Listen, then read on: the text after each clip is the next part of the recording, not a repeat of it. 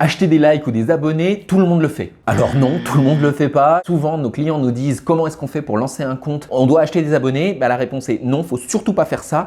Par contre, oui, ça existe. Et ce que j'avais adoré l'année dernière, même un peu plus de temps maintenant, il y avait Babor l'éléphant qui avait disséqué un peu comment est-ce qu'il était possible d'aller faire appel à des personnes qui justement vendent des likes ou vendent des abonnés. Et je vous permets aujourd'hui de revoir cet extrait-là. Donc merci Babor.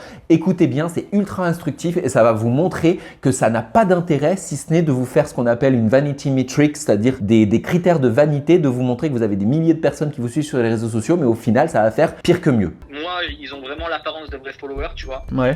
Mais en soi, il y a quand même pas mal de clients qui achètent et qui pensent vraiment que ça va vraiment être des vrais followers qui vont te suivre. Ouais, et qui vont aimer ce que tu fais, qui quoi. Vont te suivre comme... Sauf que tu sais, c'est comme dans la vie de tous les jours, tu sais, tu peux pas obliger quelqu'un à aimer quelque chose. À ce moment-là, si tu veux des vrais followers, bah, tu fais du Instagram Ads et tu lances une campagne publicitaire sur une de tes photos, tu vois.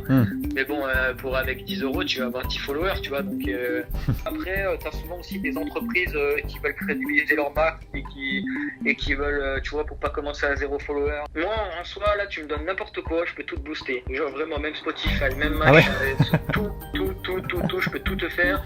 Après, c'est des gens, moi je travaille avec des gens qui sont au fin fond du monde, hein. Il n'y a aucun français et ils savent tout faire. C'est marrant, et TripAdvisor aussi, les trucs comme ça. Ouais, tout. En fait, c'est simple, t'as tout. Tu peux tout faire aujourd'hui. Donc même les grosses entreprises, elles font appel à ça. Même les productions cinéma, quand ils veulent booster un film, ils le font aussi. Tu peux acheter des visites de profil sur ton profil, tu vois. Ok, non ça j'avais pas vu. Des impressions de posts. Ça c'est plus pour les influenceurs pour montrer leurs statistiques aux marques. Sur mon site, tu peux même acheter des vues de story, etc. Twitch, si tu veux, tu vas faire un live, je te mets 500 viewers en une minute, tu vois. La certification, moi tu me donnes, ça coûte très cher, mais quelqu'un qui a un peu de budget, il peut te le faire. Moi je le fais à 2500 €.